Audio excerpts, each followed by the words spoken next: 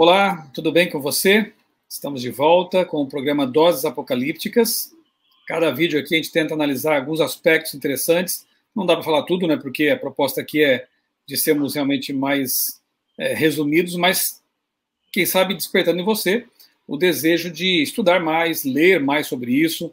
A Casa Publicadora Brasileira tem bons livros sobre profecias, por exemplo, o livro do pastor Maxwell, Dr. Maxwell, que é o Nova Era segundo as Profecias do Apocalipse. É um livro bem interessante, estuda ali verso por verso do Apocalipse.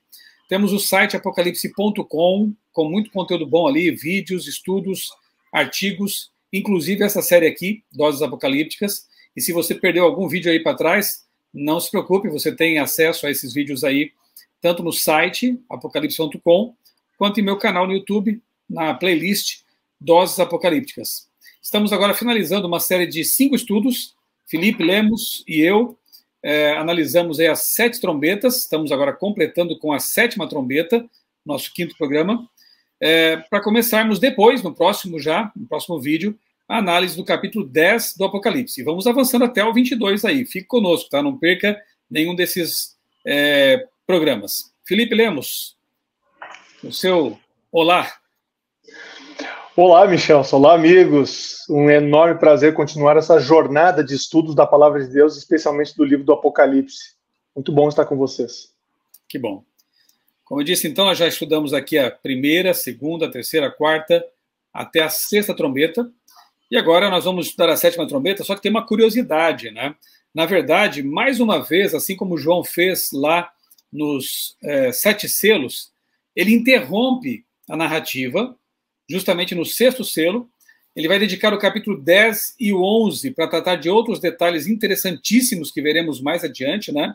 E somente no capítulo 11 é que ele finaliza essa sequência de 7 trombetas. A 7ª trombeta, na verdade, ela é tratada ali no capítulo 11, mas puxamos um pouquinho para cá para terminar aqui a nossa sequência de estudos. Então, por que há esse deslocamento, né? Interessante, porque nos capítulos 10 e 11 nós encontraremos, e vamos estudar isso com mais detalhes, né? Ali a identidade do remanescente, do povo que vai estudar Daniel e Apocalipse, vai compreender e descobrir verdades preciosíssimas. Haverá um despertamento religioso do interesse pelo estudo das profecias apocalípticas.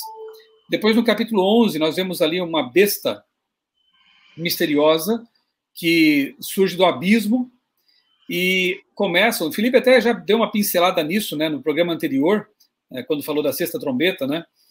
Uma das vertentes de entendimento dessa 6ª trombeta, da 5ª e 6ª trombetas, né, trata justamente da ideia de que poderia ser a descrição do humanismo, do secularismo, do ateísmo. E essas ideologias, elas nascem, ou ganham força, pelo menos, né, justamente ali na França revolucionária, por ocasião da Revolução Francesa. Nós voltaremos a esse assunto, não se preocupem, né, mas é interessante perceber que não somente autores religiosos, mas seculares também, e o Felipe citou no último programa o Christopher Dawson, que tem um livro muito interessante sobre a Revolução Francesa, e ali ele percebe, e outros autores percebem também. Eu tenho aqui minha biblioteca, por exemplo, um livro antigo, dos anos 50, de um teólogo católico chamado George Sigmund, que vê também um viés estranhamente religioso, né, quase messiânico na Revolução Francesa, mas na verdade é uma religião que tinha uma religião, como diz o Dawson, né, um embaixador citado por Dawson, na verdade, que era uma religião assim quase mística, mas que tinha a pretensão de não ser mística, né? Então é curioso isso, né? E a Revolução Francesa tinha esse viés assim um tanto religioso para aqueles que estão mais atentos e estudam o assunto. Então, várias coisas precisavam acontecer ainda na história, e elas são descritas nos capítulos 10 e 11, até que o 7º selo, que é justamente a volta de Jesus, ele pudesse ser, 7º selo não, né? Também, né? Mas aqui é a 7ª trombeta. Até que a última trombeta soasse, que é a volta de Cristo, essas coisas todas tinham que acontecer na história ainda. E, curiosamente, lá em Tessalonicenses capítulo 4, 1 Tessalonicenses capítulo 4, Paulo fala, né? Ao soar da última trombeta, é a 7ª trombeta, os mortos em Cristo são ressuscitados, Jesus desce do céu, eles se encontram nos ares, né, os ressuscitados, aqueles que estavam vivos são transformados. Então, mais uma vez, a gente tem um reforço aqui para a interpretação historicista, que justamente começa lá com o tempo do profeta, avança ao longo da história e culmina com a volta de Jesus. Então, que fique bem claro, a sétima trombeta está localizada no capítulo 11. Nós apenas puxamos para cá para conectá-la com o restante da profecia ali, né? Felipe, algum comentário mais sobre esse deslocamento que João faz? Não, eu acho que você falou exatamente o que eu tinha em mente também. Depois do capítulo 10 e do 11, onde nós temos essa... O que nós temos, né, basicamente, no capítulo 10 e 11? Nós temos a atuação, uma atuação muito forte a partir do tempo do fim, que é o final da sexta trombeta, né? Então, aí, que é muito... O tempo do fim é sempre aquele período que é posterior à época da supremacia da igreja cristã medieval, da igreja papal, do papado, melhor dizendo, né, do papado medieval. Então, após precisamente 1798, né? Sim, porque nós temos o momento lá do Papa Pio VI, né? A ferida mortal que Apocalipse cita, e nós vamos ainda estudar, né? Sim, porque nós temos como dizer que é 1798, porque a profecia em Daniel, em Apocalipse, aparece um período de tempo que é de 1260 anos, Exato. Que parte do início desse papado até o final da sua supremacia. Não é o final do papado, é o final da supremacia papal, no período de intensa e sistemática perseguição. Então, a partir daí começa o tempo do fim. Aí esse período surge apesar de surgir o secularismo, também há uma oportunidade do desenvolvimento do estudo da Bíblia. A gente vai estudar mais quando a gente falar dos capítulos 10 e 11. Mas vamos dizer que esse período é um intervalo importante. E aí depois, isso é que vem a sétima trombeta, né? A gente tem que se segurar aqui, porque dá vontade de começar a explicar já os capítulos 10 e 11, né? Que são muito importantes, né? Então, na verdade, o capítulo 10 fala de um povo com uma mensagem poderosa, despertado no tempo do fim, e o 11 fala dos esforços satânicos para tentar bloquear o poder dessa mensagem, né? É algo bem interessante. E tudo isso acontece realmente nesse período que vai do início do tempo do fim, o final do sexto selo, até o fim, propriamente dito, com a volta de Cristo, né? Que é a sétima trombeta, né? E até final da sexta trombeta e até a sétima trombeta, que é justamente a culminação com a volta de Jesus. Mas a gente vai se segurar aqui para não antecipar as coisas, né? Porque realmente, como eu disse, é um estudo bastante interessante, assim. Mas vem coisa boa pela frente aí, você pode perceber, né? Felipe, o que sabemos sobre o significado da sétima trombeta? O que isso fala sobre necessidade de preparo espiritual? Faz aí uma aplicação para a gente já, culminando, fechando, né, o nosso estudo aqui sobre as sete trombetas. É só ler o texto que a gente vai ver a aplicação mais imediata. Se você pegar o capítulo 11, verso 15, o sétimo anjo tocou a trombeta. Esse é o terceiro ai, né? Lembra que lá no final do capítulo 8 foi dito que viriam 3 ais. O primeiro ai era a quinta trombeta, o segundo ai era a sexta trombeta, e o terceiro ai é a sétima. Então, o sétimo anjo tocou a trombeta e houve no céu grandes vozes dizendo: o reino do mundo se tornou do nosso Senhor e do seu Cristo, e ele reinará pelos séculos dos séculos. E os 24 anciãos que se encontram sentados no seu trono diante de Deus prostraram-se sobre o seu rosto e adoraram a Deus, dizendo: graças te damos, Senhor Deus Todo-Poderoso, que és e que eras. E aqui não fala mais que vai ser. Por quê? Porque aqui é a sétima trombeta, porque assumiste o teu grande poder e passaste a reinar.